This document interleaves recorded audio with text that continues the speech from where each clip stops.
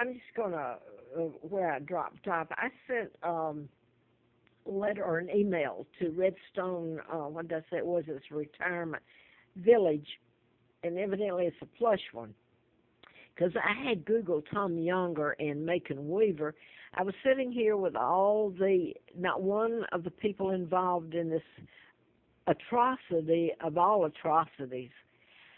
Nobody has paid for a crime. I've kept paying for the crimes they've committed against me when they kidnapped me in 41, brought me to Moulton, Alabama, and gave me the name of a dead twin. I've got this all on others. This is my father, Edward VIII, who was forced out illegally. He was married to my mom, Claudia O'Keefe Windsor, from Madison, Wisconsin. He never married Wallace Simpson, so look at the lies and the takedown. And a seal, 99-year seal, put on my birth and my father's illegal takedown. I'm Victoria the second, legal heir to the crown. This is my Uncle George, the illegal sixth, married to Elizabeth Bowes, who was kin to the Rothschilds, Rockefellers, Bilderbergers, the New World Order, and the Joe Kennedy was ambassador to England and helped in my kidnapping. So he's illegal. He gave signed treaties that gave the United States access to put all military bases on everything British, and in essence hold British hostage while they hold me, the monarch, legal monarch, hostage. I'm 75, almost 76 years old, and just about dead.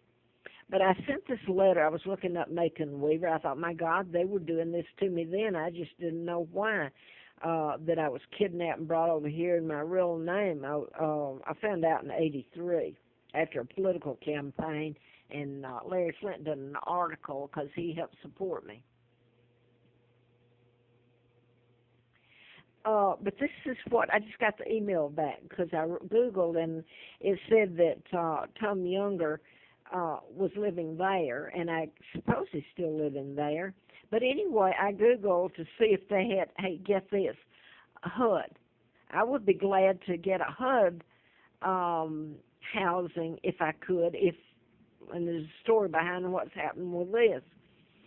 But it came back, and he's living there, I think, still in his family. You should see the background check when you read about them. Him, as for instance, Tom Younger. He's a devoted family man, October the 12th, 14th, so I suppose he's still alive. And he was the city attorney. He was either the district attorney or the deputy sheriff next to Weaver, whichever, back in when I finished high school, and they were going to have me arrested for a crime. I wasn't even in the state where it was committed, knew nothing about it. I was working in Huntsville.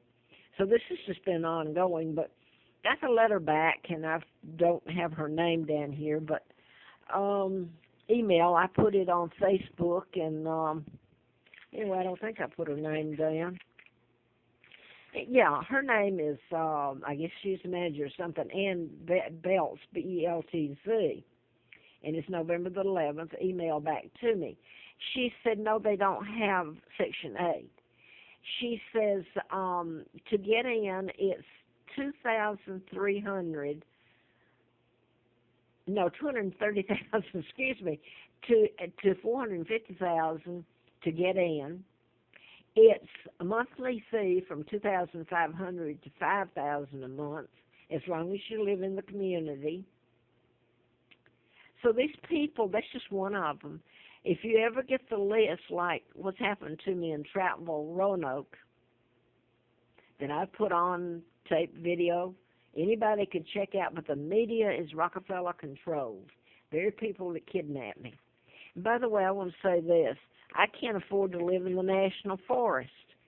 But these people that committed the crimes against me, and I'm sure some of the other homes are a lot more expensive than that. They've lived a good life. You do a background check, and they're the pillar of the community.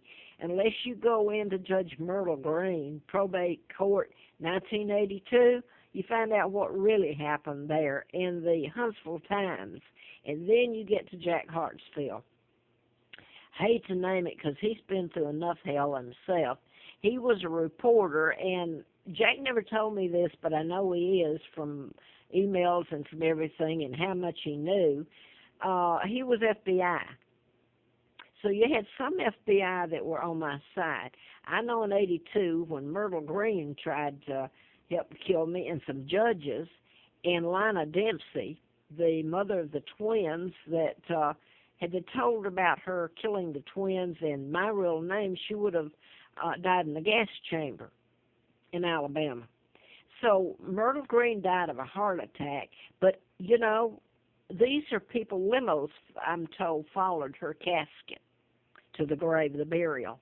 Do you know, as of today, unless Great Britain can get me out of this hell, and look at the hell they're in, what's happened to them, I would be buried in a pauper's grave or shipped back, the ultimate insult, to Moulton, Alabama, to what's left of the Dempseys, and put in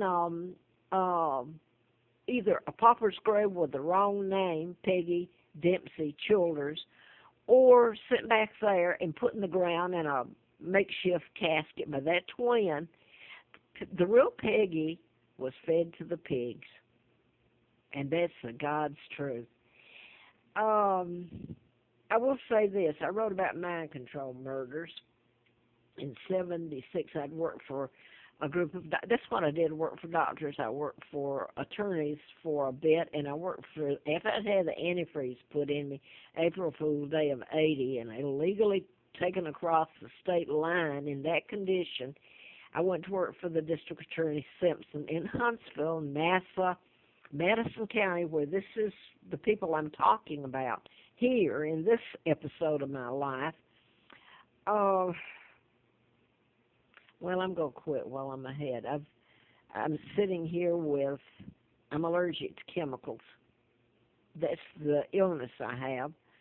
My immune system attacks itself when I'm around fumes that I'm force-fed, vapors and toxic fumes, and that's what's happened to me, and it's all because of who I am and who did it to me, and I'm a hostage just like Great Britain, so if they can't get me out as it stands right now,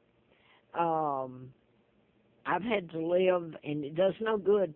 I can't go to law enforcement because who's involved in it.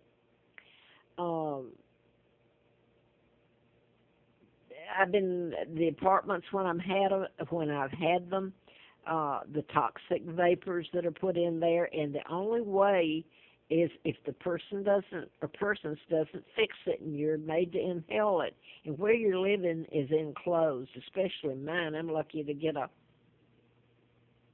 efficiency or a studio or a motel room.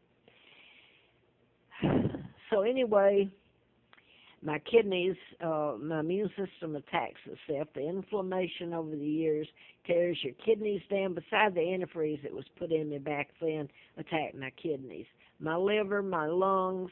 And I'm sitting here today with probably so much liver damage, the swelling won't go away. So I'm going to have to what? Either die or go on dialysis. Now, this is who I am, and what's been done to me on a daily basis, stacking them, I think that's what the FBI called it, back just before the antifreeze was put in me. I was going to put something else on here, but that's enough. But anyway, these people can live in plush retirement, or their homes are so plush, and look who's living in Buckingham Palace.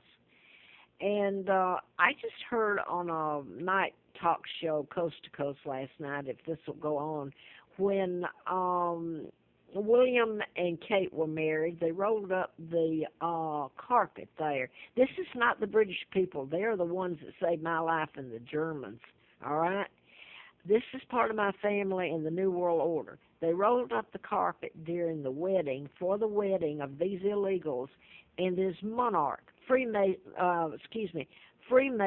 symbols on the floor in Buckingham Palace. Now, you tell me, Buckingham Palace is not supposed to have that there, and I don't believe for one moment most of my relatives had anything to do with it. This started with my Uncle George, illegal, and the downfall of my father and kidnapping me. And no way in hell they kidnapped me, the Freemasons. And Elizabeth